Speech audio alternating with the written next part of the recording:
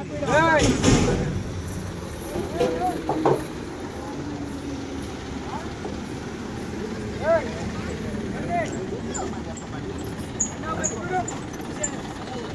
ఇప్పుడు ఏం జరిగింది? ఇప్పుడు ఇక్కడ మేము ఉన్నాం కదా, ఈ విషయం చాలు, గుర్తుకుంటూ వెళ్ళిపోతారు వీళ్ళు.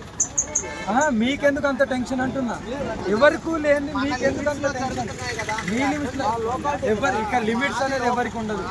ఇప్పుడేంటి, ఇప్పుడు మీరు చెప్పారని వదిలేయాలా?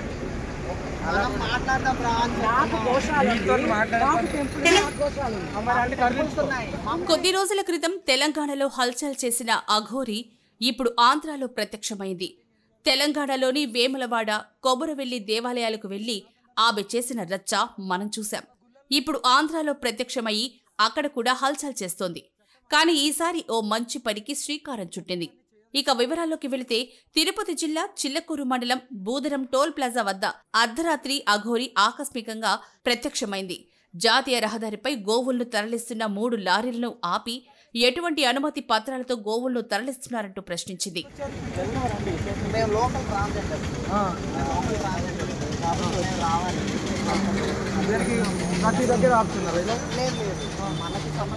రంజాన్ మాసం కావడంతో కొందరు గోవులను వధించేందుకే లారీలో తీసుకెళ్తున్నారంటూ మహిళా అఘోరి లారీలను ఆపింది. దీంతో బూదరం టోల్ ప్లాజా వద్ద ఉద్రిక్తత వాతావరణం ఏర్పడింది. ఇదే సమయంలో గోవధపై నిషేధం, అక్రమ రవాణాపై నిఘా ఉంచాల్సిన పోలీసు అధికారులు పట్టించుకోవడం లేదంటూ ఆరోపించింది. దీంతో అక్రమంగా ప్రతిరోజు పదుల సంఖ్యలో గోవులు యథేచ్ఛగా జాతీయ రహదారిపై లారీలో తరలిపోతున్నాయంటూ ఆగ్రహం వ్యక్తం చేసింది. పేపర్ లేదు, బండి కాదు. మరి బండి అక్కడ ఆపుకుందాం రా, స్టేషన్ దగ్గర. అక్రమ రవాణాపై ధార్మిక సంఘాలు, హిందూ సంఘాల నాయకులు, మద్దతుదారులు దీనిపై తీవ్ర అసంతృప్తి వ్యక్తం చేశారు. అయితే కొందరు హిజ్రాలు మాత్రం మహిళా అఘోరిని లారీలను ఎందుకు ఆపామని ప్రశ్నించడంతో సనాతన ధర్మంలో భాగంగానే తాను గో అక్రమ రవాణాను అడ్డుకున్నానని చెప్పింది. సరైన పత్రాలు లేకుండా వందల సంఖ్యలో గోవులను వధించేందుకు తీసుకెళ్తున్నారని పోలీసులు లారీలను స్వాధీనం చేసుకుని అక్రమార్పులపై కేసు నమోదు చేయాలని అఘోరి వారికి తెలిపింది. మహిళా అఘోరికి కొందరు హిందువులు మద్దతు తెలిపారు. అలాగే గోవులను అక్రమ రవాణా చేస్తున్న లారీలను వీడియోలు తీశారు. మొత్తంగా పోలీసులకు ఈ విషయాన్ని ఫిర్యాదు చేశారు.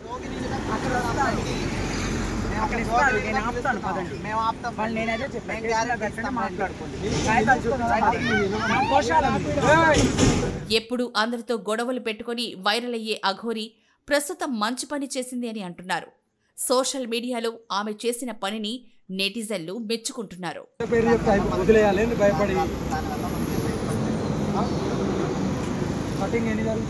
వాటి వల్ల కూడా ఇబ్బంది కాదు కదా. మరి సనాతన ధర్మం గురించి ఇంకెందుకు ఇంకా పోరాటాలు అన్ని? మా గుళ్ళల్లో ఎందుకు వెళ్ళాలి మనం? చట్టం అన్ని చేయదు కదా, చట్టం అన్ని చేయదు కదా. ఇప్పుడు అవును, ఇప్పుడు వీటిని తీసుకెళ్లి పోలీస్ స్టేషన్లో కంప్లైంట్ ఇచ్చిన తర్వాత తీసుకోకరండి. ఎవరు రమ్మంటారు? మీరెందుకు వచ్చారు? మేము లోకల్ ట్రాన్స్జెండర్. ప్రతి దగ్గర ఆపుతున్నారు. మనకి సంబంధించిన వచ్చారు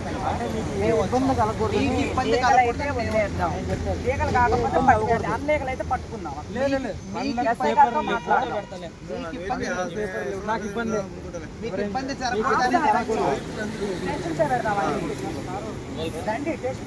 రండి.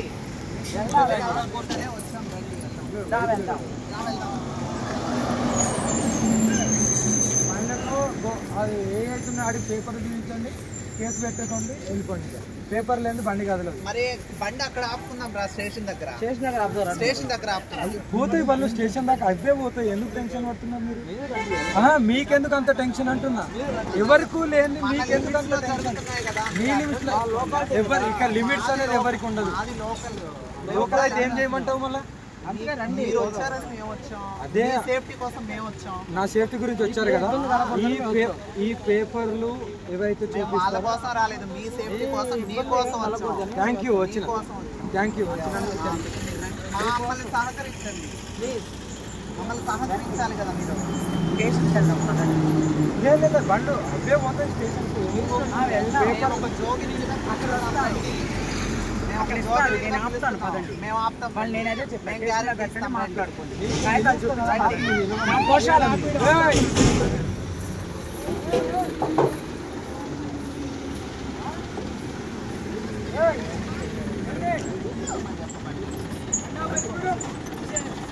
చూసారా ఇప్పుడు ఏం జరిగింది? ఇప్పుడు ఇక్కడ మేము ఉన్నాం కదా. నిమిషం చాలు, గుట్టుకుంటూ వెళ్ళిపోతారు వీళ్ళు.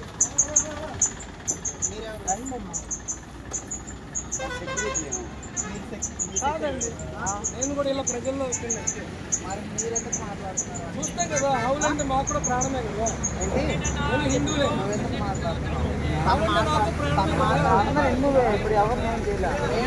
ఇప్పుడేంటి, ఇప్పుడు మీరు చెప్పారని వదిలేయాలా?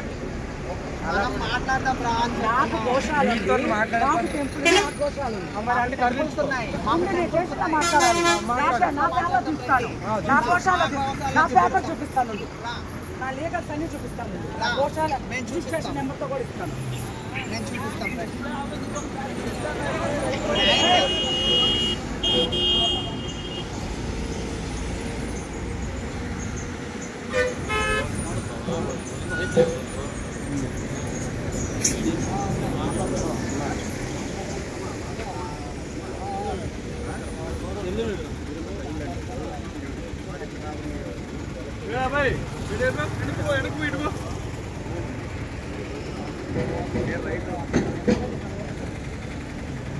గోశాలకు సంబంధించి రిజిస్ట్రేషన్ నెంబర్స్ అని నా డాక్యుమెంట్స్ అన్ని మన గోశాలకు సంబంధించిన కాగితాల వల్ల మీరు ఎందుకు ఇట్లా చేయడం?